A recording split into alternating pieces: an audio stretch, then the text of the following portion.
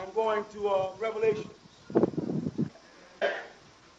For all nations have drunk of the wine of the wrath of her fornication, and the kings of the earth have committed fornications with her, and the merchants of the earth are waxed rich through the abundance of her delicacy. Who is this?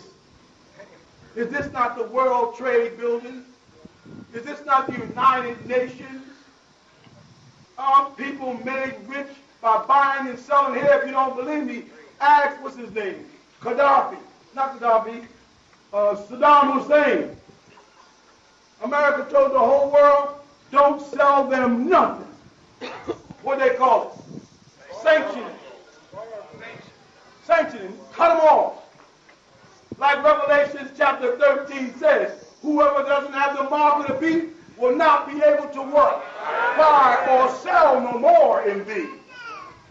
So a man can stand up and tell people, starve that man to death. And everybody's afraid to sell him stuff because they will be cut off. That ain't a revelation of revelation manifesting in front of your eyes, ain't nothing. A man said, don't let him buy or sell no more because he doesn't want to wear the mark of the United Nations and fall under their laws. Is that not happening? Am I making this up? Listen, for all nations have drunk of the wine of the wrath of fornication. People come over here from China in their clothes and in their tradition. They come from India, from Sudan, Egypt, London, Germany, Holland. Within a matter of years, they're out of their customs, out of their traditions, out of their food, out of their God, and out of their damn mind. You follow? Because they get seduced by the fornications of this vicious house. It strips people. Next thing you know, you see a bunch of Chinese people with blonde hair. A whole bunch of Negroes with perms. And I repeat, it's not permanent. So they should call it a temp. Because in 3 months, you got to do it again. If it was a perm, it would be there one time and there forever. So they rhyme you. It's not a permanent, it's a temp. You with me? And then you extend it and I hope I hurt nobody's feelings.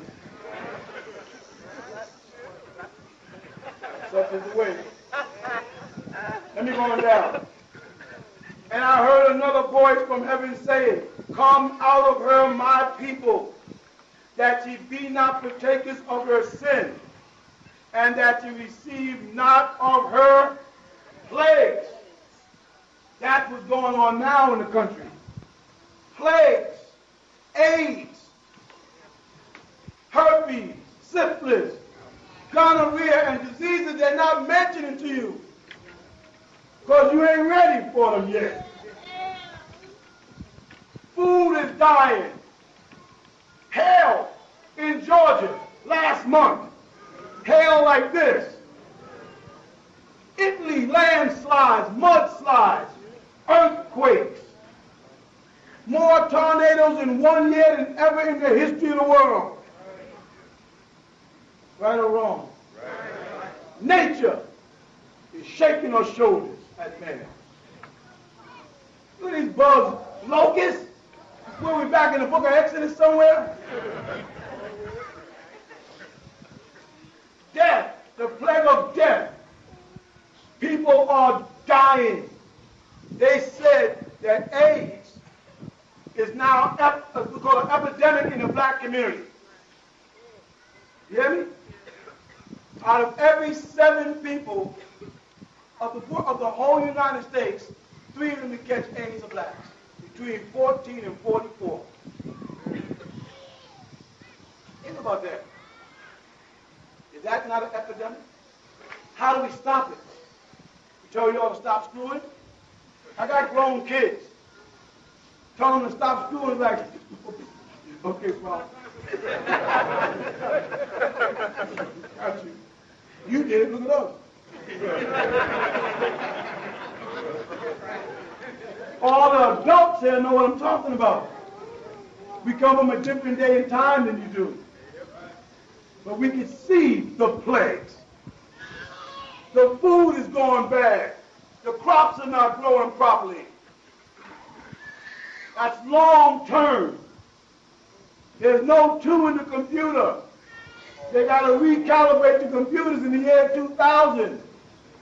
It's going to shut down all kinds of things. And as billions and billions and billions of dollars are put up to reconfigure the figures in the computer. And the country is ran by computers today. The world. Internet.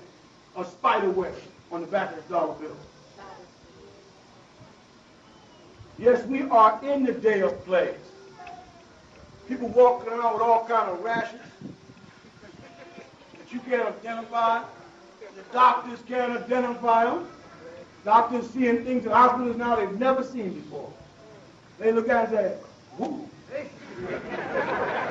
Now that's serious. When a doctor goes, whoo, you got a problem. Doctors are resigning. I had a brother talk to me yesterday. I saw him in a restaurant. He said, Pops, I'm thinking about becoming a barber. I said, you want to touch people? You want to touch people's heads with rashes and wingworms and all these diseases? You actually want to touch somebody's head? The art now is to avoid touching people. Be friendly. No kisses. No hugs. Speak. Be polite. Don't touch me. Do you understand the importance of that? Yes. I'm afraid to get on the basketball court. It's frightening, man. You run a full court, you start sweating, the nigga turn his head and that spit go in your mouth. Say it can't happen. Especially when nigga got Jerry curls up there, it's all greasy. That nigga got AIDS, guess what? They'll say, no, it doesn't, AIDS cannot be transmitted. These people here find out how AIDS can be transmitted, then they tell us. Now they're saying, well, certain mosquitoes don't die immediately after they sting people. Certain strains of mosquitoes that are moving to America from Africa. Why? Because the climate is changing. This is tropical. Look. This is tropical. There's going to be more insects. That means more diseases, more plagues. It's going to get worse before it gets better. But you were warned. You hear me? Said, for her sins have reached unto heaven, and that would be Orion. If you look it up in the what do you call it? Logos Bible or online, bring the word up and look it up. And God has remembered her iniquity. God. The sins of the world has gotten so bad that they ascend like the scent of incense burners, and God is remembering. What do you mean by God is remembering her iniquity? I'll tell you. Now, I don't want this. I want this to tell you. Because there's another time in here where God got to that point. And what did he say? The evils of man was evil continuously. So I must destroy this man. This quote is saying the same thing. That the evils have gotten to the point where they went to very Orion, and God remembers when man was this evil before. When Sodom and Gomorrah and Jethro, and that's what we call it, Jericho and Babylon and the wicked city were ruling. Well, that's why they refer to this as Babylon, because they're taking you back to that point where they will have to destroy. And Babylon did not come after the Bible. The city of Babel existed before the Bible. Read the Bible. You find out that this book is based on Judaic culture, not Egyptian culture. The Egyptians had a culture, like I said earlier, when Abraham got there, they didn't start with their Adam, because they didn't even know, the Pharaoh didn't even know who Moses' God was. He told, my God's name is I am that I am. He said, really? Well, which one is he? And it came out, by the time they got to the book of Revelation, that the God that the Israelites were talking about was the God Amun. Because Revelation 3:14 says it. They use an actual Egyptian deity Amun. And every Christian, at the end of every prayer, gives praise to Amun-Ra. They say, Amen. Every Muslim gives praise to Amun-Ra. He says, Amen. Amen. And if you look it up, you find out that that is the Egyptian deity Amun-Ra, the sun god. Want me to correlate the sun to Jesus for you? Or do you all remember those classes? Huh? Because you can match Jesus up with the sun. Exactly. The sun sets, Jesus died. The sun raises, Jesus resurrects. Jesus walks the water, the sunlight walks the water. Jesus multiplies the bread, the sun causes Horus, horizon, horoscope. Egyptian mysteries, Horus, that's your Jesus. Also called in Babylon, or amongst the Sumerians, Tammuz. One and the same. People borrowing people's cultures and laying them over themselves the same way. The Nation of Islam borrowed Islam and laid it over Christianity. And people really think they belong to a Muslim group. And if you study Arabic and read it, you'll find out that the 5%, or the gods of the earth, they broke off from the Nation of Islam through Clarence 13X, and now we have a fraction of a faction that will tell you they're right and be ready to fight about being right when they're wrong. Hello, you with me? Yeah. Says how much she has glorified herself and lived deliciously. So much torment and sorrow give her, for she said in her heart, I am a queen. The word queen means prostitute. Look it up. And am no widow, and shall not see sorrow. These people they're talking about have went to Vietnam and caused the Vietnamese problem.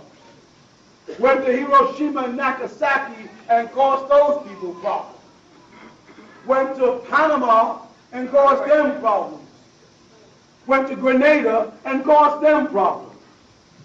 Now they're in India, and they're in Arabia, and they're in Iraq. Where don't they go and cause sorrow and hardship? And then boast that nobody can take us down. Ain't that what she said? It's easy, I'm not going on with it.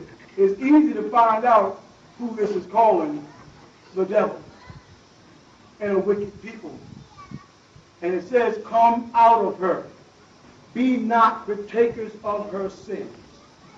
Let me tell you how you do not partake of her sins. You don't identify with her God or her devil. If you identify with their gods, you must identify with their devil. If you believe in their God, you must believe in their concept of a devil. Now, if you say I'm a Christian, you with me? If you say that I'm a Christian, right? What do Christians believe about the devil? Stop before you start. According to Christianity in the Bible, where did the devil come from? Huh? Heaven. He fell from heaven. Who created the devil? God. The next question would be why? So religion leaves you at that point where it does not make sense. Why would you create a being that's going to cause all of this that's going on in the world? They can't answer it. I say again, once you accept their concept of God, then you must accept their concept of the devil. Muslims have the same fool's belief, and so do Jews. You got to give them back all of their concepts and set the concept of belief and fact on what you have experienced. Now, if you have never seen a flying saucer, don't believe anybody who says they have, including me, until you have the experience.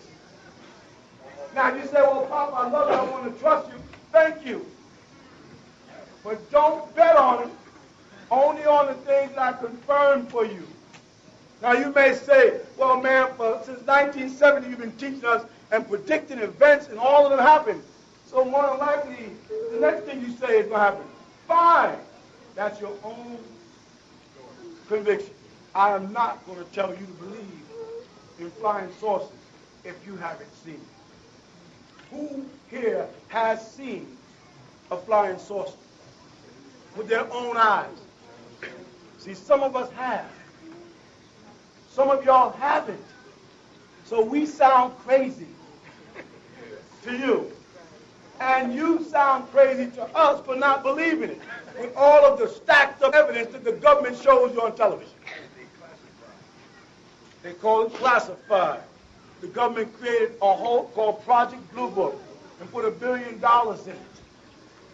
There's a whole goon Air Force base that nobody can go into. Well, they're over there testing stealth. They already got stealth. They're going to test something already used on the people in Iraq. What are they doing with it now?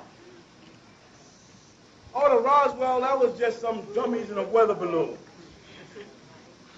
And it goes on, and millions of people all over the world are being abducted.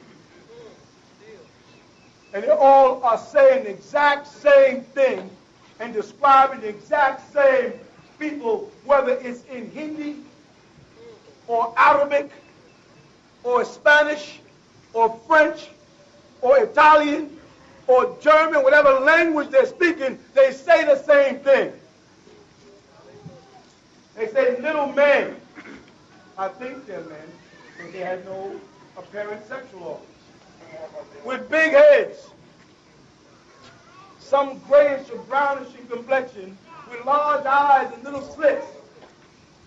Some had 5 fingers, some had 4. Some had 3, some had like claws, which means there's some type of mutation or evolution or graftation or genetic experiment going on amongst them also. But millions of people all over the world, not just crazy people, scientists, doctors, reverends, policemen, what else? Military presidents, Carter, our Georgia boy, confirmed he saw a UFO. And so did Reagan, and so did Kennedy, and so did Truman, and so did your boy Elvis Presley, and so did Jimi Hendrix, and so did Marvin Gaye. There's a whole book of all the stars that saw them. You listen to their music and cry with them and make love to them, but when they say, I believe in the UFO, oh, you crazy there. Marvin Gaye says, what's going on? Save the children. I love that. I believe in the UFO. Whoop, the boy crazy. What are the chances of people all over the world speaking a different language who've never come in contact with each other having the same experience? What is the chance? All these people got together and conspired. Why is the question? Why? What would be the reason? Why would a guy in Germany and a guy in Mexico have the exact same story out of me? The exact same story. Why? How? In Puerto Rico, Chupacabra. How? And all these people in everybody in Puerto Rico is crazy, right? Farmers, villages who have no interest in the public or the media say, yeah, I saw one run by. A bloodsucker, they call it. But y'all who haven't had the experience, look at us, call us crazy. We wonder why you haven't had the experience. Let me see them hands again. The ones who have had the experience, some type of UFO or phenomenon. I'm saying, quite a few of us have. And it's frightening. Because when I was a little kid, and my sister's probably sitting out here right now somewhere, she'll tell you, when I was a little kid, I used to disappear for weeks. That's what's sitting right back there. Is that true? What did y'all used to do? Tell the truth. Give her a mic so she can tell them. It's beat the hell out of you. I want to hear this. Yeah, she's going to be a witness. What would y'all do? When you came back, you were spanking. A spanking, they call it. Okay, when he was disappeared, we didn't know what happened to him. When he come back, he would have like heavy nosebleeds and stuff like that. And he was, as a kid then, saying that he was abducted. And we was like, yeah, right. And so, this is true, believe me. And he was a little kid not knowing anything about this. There was no TV, no media about abductions and stuff like that. And this is what... Don't tell them that. That tells how old I am. No TV. Him and Jesus was sitting on the couch while the television. It's real. And those of us who've had the real experiences and suffered the traumas of it all our lives, it ain't no joke to us. Y'all people in the desert say, well, I wish somebody would abduct me. They do two things. They abduct and they're abducted. These are these women that say they took me on a ship and they saw that I was so attractive that they wanted to have my baby, so they did it to me. Right? Then there's other people say they took me up there, they experimented on me, they were sticking tubes in my head and stuff, and then I don't know what happened after that. There's other people say they sat down and told me I'm special, and they're going to take me off to heaven with them. What are some of the other ones? Anybody got any of them? Yeah. They will tell your world that they messing up. They said to inform the world that you human beings are messing up, and you better turn around and change things before it's too late. Right? Yep. What else? Anybody else? People come back with metallic objects in them and stuff. Yeah. Say that again, brother? People come back with metallic objects all over their I had body. one of those up in here. That's right. Showing That's signs where of the blood future. came from. Huh? Showing signs of the future. They sometimes project a screen for you to see, like they do me, and I can foresee things going to come in hundreds of years, and I come tell y'all, and then they come to pass. And then y'all still say, he's crazy. Who else? Do you know how many of them are walking on the planet Earth as human beings? Passing themselves off as humans? Mixing into the society of man? Not only good ones. They want to use humans for food, some of them. Don't feel bad. Chickens feel that way about you. You just another part of the chain of life. You sit down and eat a curry goat. How do you think goats feel? You got them locked in your yard inside a gate. Raise them, to kill them, to cut them, to eat them. And then when a couple of y'all get abducted and some extraterrestrials put you somewhere and raise y'all to cut you, to eat you, maybe they don't curry you or barbecue, they might got some other term they use, you feel like that ain't right. Almost everybody on television says the same thing. It ain't right. You just can't do that to people. Isn't that what they say? That's not right.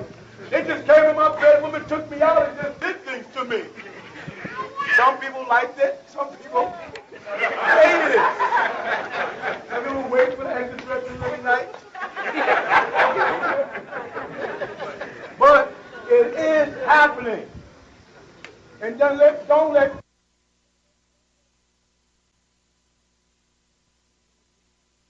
yes. What does it mean when you wake up and you have stretches all over your body? I didn't hear you. What does it mean when you wake up and you have scratches all over your body? Could mean you have a cat that's married. I'm just starting from the bottom. Okay. You got to start from the root. True, but I don't know really. So it could be a cat that's mad at you, right? I got no cat. All right. It could be entities that are messing with you. They do have disembodied beings that do have the power to affect things on this side. And they attack people, shove people downstairs, scratch people up. There are a lot of dead people that did not make it to the other side. And they're roaming. People down Georgia here that were hung, grabbed out their houses. Some of our grandfathers, I have folks in Griffin that was, young people too young. Anybody here over 35 or 40 that's from the South knows what I'm talking about. Where crackers came and grabbed them out their houses at night and hung, castrated, and burned their relatives right in front of everybody in the family. And nobody could do nothing. The trauma of that kind of death makes it impossible for the spirit to get to the other side. It can't make a smooth transition. They become in-embodied souls trapped on this side. And they terrorize. You know when they dug up Mega Everett's body? Remember his wife had it dug up? It was totally preserved, as if it never had been embalmed. Did y'all know that? Don't trust me. You know me. Don't believe me. Go check that out. You'd be amazed. When they dug up his body after that many years, his body was perfectly preserved. Will. He did not want to perish until the case was solved. And they exhumed his body and they solved the case. You understand? I bet you his body will start to wither now. That's the power of God in you. Yeah. Not of God, you as God can make that happen. Can you imagine that? Every Pharaoh wish they knew his secrets. And a hell of a lot. Anybody else want to talk about it? Yes. Brother, I have a question. Well, it's more like advice. But 3 weeks ago, I was experienced a ringing in my ear. I get them frequently, but this one was like intense. And now I can't hear, or it's like pressure is in my left ear. I was wondering, have anyone come to you? All the time. All the time. And especially around this part of the year. Because of the pollen. See, there's a lot of pollen in the air, more so than ever, because there's a cloud mass that's keeping the pollen here. The pollen, because of the weather we had, and all the plants are overdeveloped. So a lot of people are pouring into the hospitals with sinus problems, colds like you wouldn't believe, headaches, migraines, ringing in their head, and it's because of the pollen. I'm not saying that's your case, but you ask me, have I heard of any? And when I do, I say, yes, I have. Go take some contracts and let the ringing go away. And they say, okay. And they go take the contracts and they tell me, oh, the ringing went away. Yours might be something different. I don't know. Because it's like, I don't know, I'm thinking maybe... You have a hole in your ear? Yes. Both of them or one? One on the right. On the right ear? Okay, go ahead. It's like I'm afraid, because Don't be afraid. I don't want to go to the doctor. Don't be afraid. The doctors can't tell you nothing. That ringing in your ear is alignment. People with holes in their ear, over here, some have one, some have two. Those are people that are going, I'm trying to think of another word for it. I can't think of anything else other than the word counselor. When the elders come, when God comes, right, and the voice of God is spoken, it's going to be in sound, not in language. And these people who are being aligned are going to be the ones that tell people where to go. Those are chosen people, and they will be said, they'll hear voices in their head. Now, some people hear voices in their head now and end up in the nut house. But the reality of that is that it's a fact that people can hear voices in their head. You understand my point? The fact that doctors will put people in the hospital and put them on certain types of medication because doctors have come to the conclusion that yes, certain people do hear voices in their head. Right, Bon? Yes, they do. And have went out and killed people because the voices said, go kill somebody. Say it again? They blame it on. And they'll blame it on Tupac. There you go. Remember that one, right? This is the reality. Go ahead. You said there's other entities that come in. And they camouflage into human beings. Right? There are people, no. There are beings that are descending to earth, extraterrestrials, disagreeables, right? In the form of human beings, not descending into human beings. They won't come into and take her body. They're not walking. They are actually people that are here on earth like heads of record companies, heads of the movies, controlling the lives of many people. I'm not going to say Michael Jackson because everybody wants me to say Michael Jackson. Michael Jackson is a confused nigga. I ain't talking about, but there are people that are in power like Bill Gates, right, who's controlling. When he held back, how many people into computers? The other day when he held back Windows 90 what? Everybody went, what? You was like affected emotionally. How dare them hold back Windows 98? I need that. What? Didn't you have an emotional effect? You was like waiting to go to the store, car, got the gas, the key. We going out to the video store and get this 98. And that would have been the rest of your day, putting it in, storing it. And they held it back, so wait a minute, we're not sure we're going to release it. Just long enough to frustrate everybody, then Bill Gates said, okay, it's going out. What's the point? Control. Mind control. Go ahead, yes. All right. What I was trying to lead to was, just suppose that you can see these beings that are camouflaging themselves. What is happening to you? They're not camouflaging themselves, Sam, brother. They're walking around every day with you.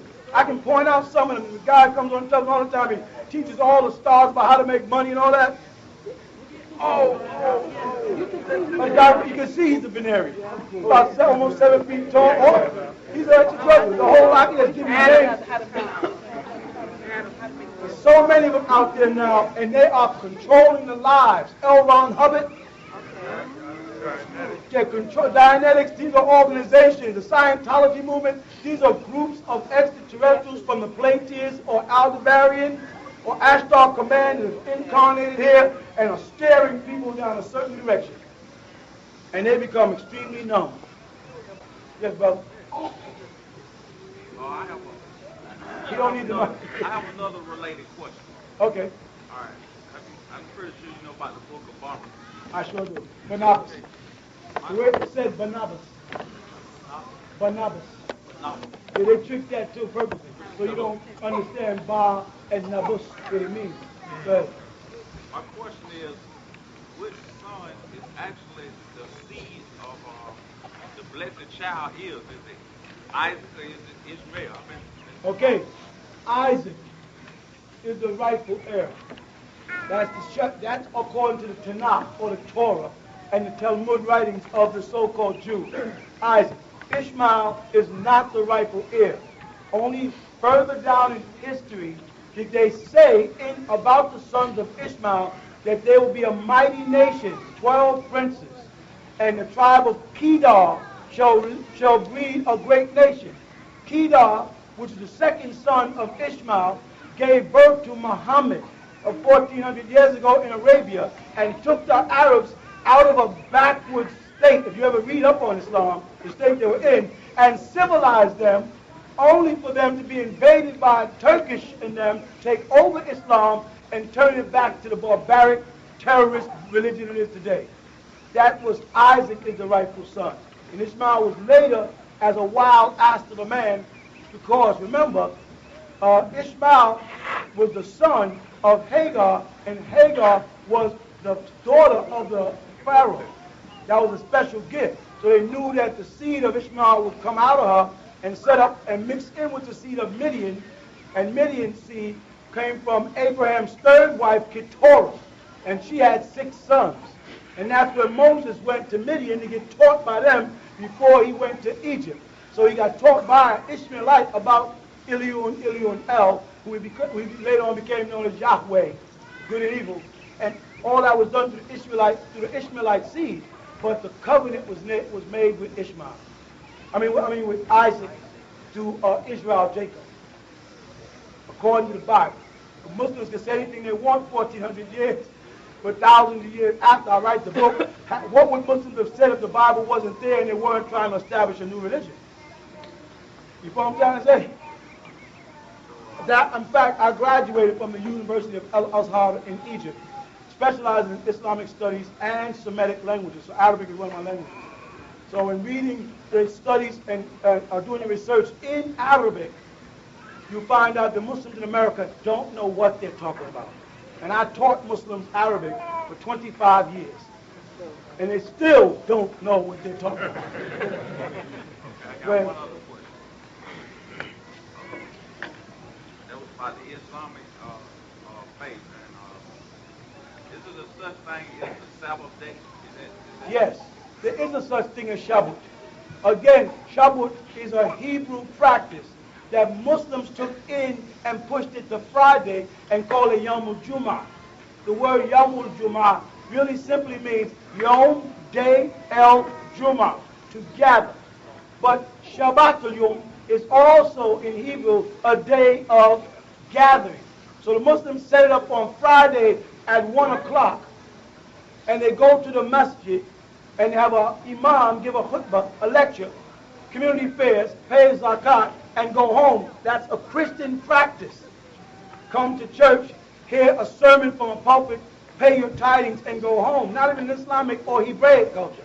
Whereas the Jews, 19 minutes before sunset on Friday night, they enter into a state of Shabbat, which means desisting, not resting, desisting from activities to give all due to the Most High for the blessings that He gives you. And then 19 minutes before sunset on Saturday, they break the Shabbat and light a candle and break the bread and drink the wine, which is supposed to be, that's where the Christians got, Jesus said, the wine is my blood and the blood is my flesh. Yes, there is a Shabbat, and we are supposed to keep the Shabbat. You follow? Because it goes back all the way to Genesis, way before Abraham or Moses ever even had a book. So it's recognized as a Judaic practice, but it goes back to the Sumerians. And that goes back to when Cain and Abel was asked by the Anunnaki to prepare a meal to test which way their natures have gone, because they were a product of cloning of agreeable Cuthites and disagreeable Cuthites and agreeable Habilaites. When they mixed these two seeds to come out with a perfect person, they was testing them to see with effort. So they told both sons, go prepare a feast for the gods. And one son threw it together like a chicken pot pie white, and another one baked the bread from the ground, so the man looked at the woman who baked the bread and said, that woman put love and care into, I accept that woman. But the woman that goes in the closet and in the refrigerator and takes out a frozen dinner and pops it in a pot, the man goes like this. That's what the Cain and Abel story is about. And that goes all the way back that day that Cain was rejected or not respected and Abel accepted was the day of rest because of Cain killing Abel. The gods grieved because they considered it their responsibility. And don't let nobody tell you the gods don't grieve, because Jesus cried at the tomb of Lazarus. They'll say, you gotta always have an answer for them. When you say like the gods grieve, the gods don't grieve, then why was Jesus crying? And why did God say, regret me that I created man? That was another regret, because they felt when they came to Cain, before he killed Abel and told Cain, all you gotta do is go back in the kitchen and put your best in it. But if you don't, evil is lying at the door waiting for you. In other words, you're going to get madder and madder. It says right in the Bible, but his consonants dropped. You know what that means? He started sulking like we niggas do when we get mad. And when we start sulking, when our consonants drop, we lose control. And we find ourselves doing some things that we never thought we would do and we regret forever. That's what that story is really talking about.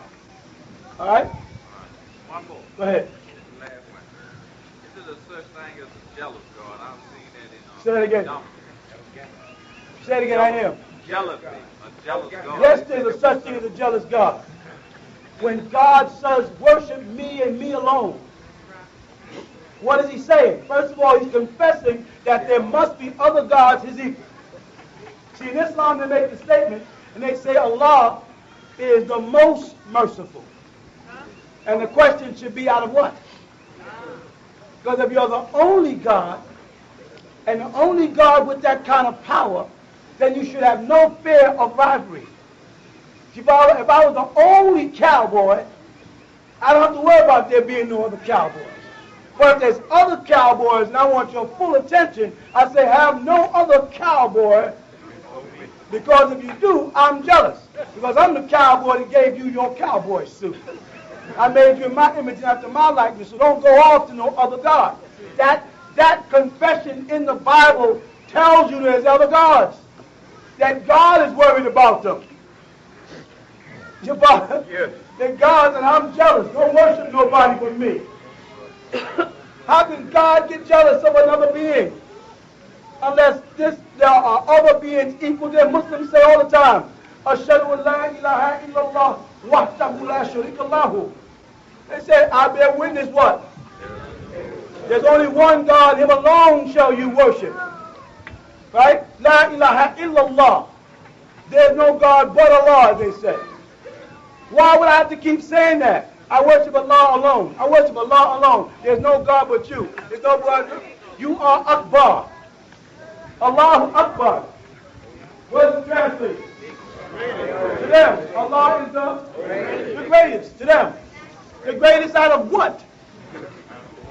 How could God be the greatest of anything? How can he be compared to anything? Or, you know what I'm saying? See, their very own doctrine is a confession of their own fears and weaknesses. The almighty, powerful, loving being that permeates through all of us has no fear of nothing. Cannot be challenged, cannot be altered, cannot be added to, and cannot be taken away from.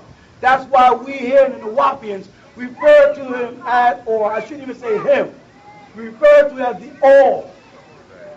The all. And the all is defined as relating to this side, our physical.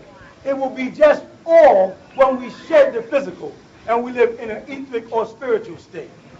But as long as we're in the physical, where things must be defined by some for weight, then we become definite articles. The God.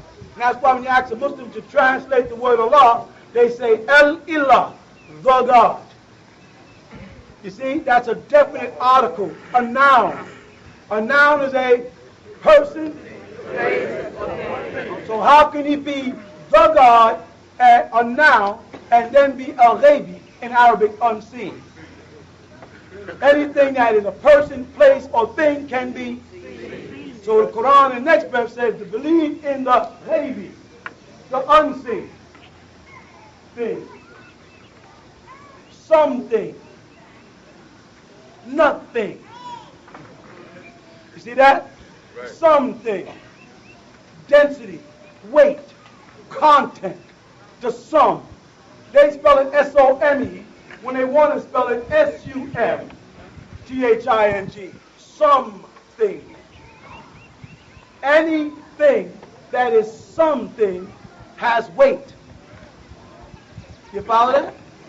Anything that exists without weight is nothing. No thing. No is abbreviated NO as number, without weight or content, before hydrogen. So the divine exists in a world of nothingness. And we exist in a world of something, and then some things. And God is the something, and we are the sum. And that's why we're called beings, and he's called the supreme being. You follow? And that is all on the physical side of things. But to get to the bosom, you must get past the physical world and into the etheric world, which is nothing. No weight, no density, no space. And if they say that's impossible, then tell me how love makes people kill each other. You can't weigh love, right? But you can feel love. And a broken heart can kill a man, give a man a cardiac arrest. His heart will cease to function because a woman leaves him, or vice versa. And they'll say, he died of a cracked, broken heart. Where the untangible becomes tangible. It affects the tangible.